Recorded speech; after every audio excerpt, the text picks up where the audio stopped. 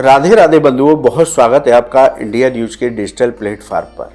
बंधुओं, इस वीडियो में हम बात करेंगे बैसाख मास के शुक्ल पक्ष का प्रदोष व्रत हमें कब रखना चाहिए। इस बार 9 या 10 मई को लेकर संशय की स्थिति बनी हुई है, तो इस वीडियो में बताएंगे कि किस दिन इस व्रत को रखना शुभ होगा और इस दिन हमें किस विधि से पूजा करनी चाहिए, प्रदोष काल में पूजा का क्या मुहूर्त है, इन सभी बातों को लेकर चर्चा करेंगे। बंधुओं, सनातन धर्म में प्रदोष व्रत की विशेष महिमा है। शास्त्रों के मुताबिक प्रदोष व्रत रखने से व्यक्ति को भगवान शिव की विशेष कृपा प्राप्त होती है। भगवान शिव भी स्वयं अपने श्रीमुख से मां पार्वती को प्रदोष व्रत की महिमा बताते हुए कहते हैं कि हे पार्वती, मुझे प्रदोष व्रत अत्यंत प्रिय है।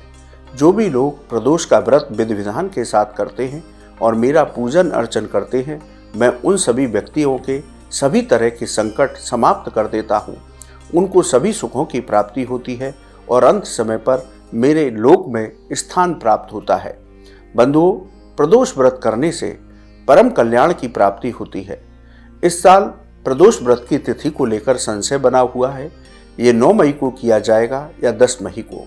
बंधुओं, 9 मई को त्रयोदशी तिथि दोपहर 2:56 से शुरू होगी और 10 मई को शाम 5:29 पर समाप्त होगी।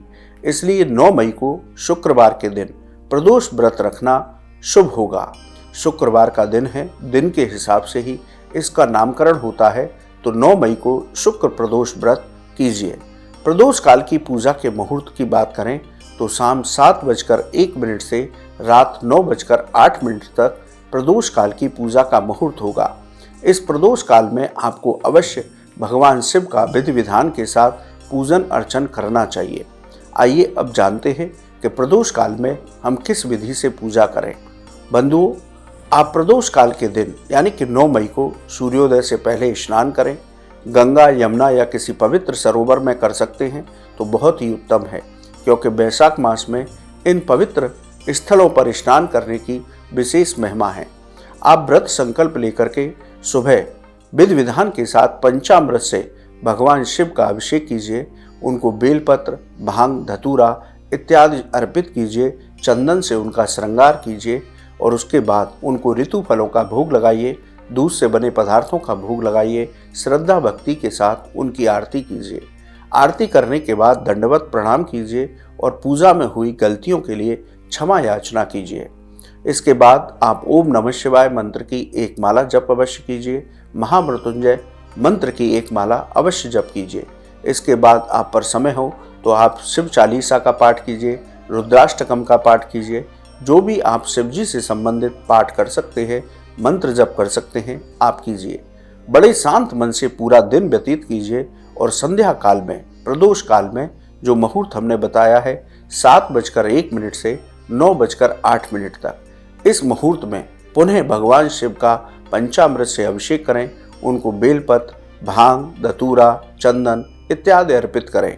उसके बाद उनको ऋतु फलों का और दूध से बने पदार्थों का भोग लगाएं, उनकी आरती करें और पुनः मंत्र जप करें। आप इस तरह से प्रदोष काल की पूजा करते हैं और अपनी सामर्थ्य के अनुसार ब्राह्मण और गरीबों को दान देते हैं, तो आपको भगवान शिव की विशेष कृपा प्राप्त होती है। बंधुओं, विवाह में यदि आपके बाधा आ रही हैं तो प्रदोष काल के दिन, इस बैसाख मास के प्रदोष काल में आप इस उपाय को अवश्य कीजिए, तो आपकी विवाह से संबंधित बाधाएं अवश्य दूर होंगी और भगवान शिव पार्वती की कृपा से आपका विवाह जल्द से जल्द उत्तम तरीके से संपन्न होगा।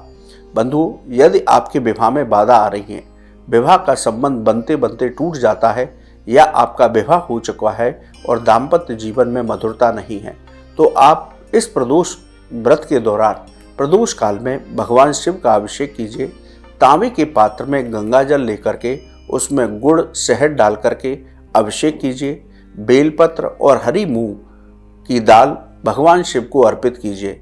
भगवान शिव और पार्वती जी का कलावा से गठजोड़ कीजिए और ओम पार्वती पते नमः, ओम पार्वती पते नमः इस मंत्र की कम से कम एक माला जप अवश्य कीजिए।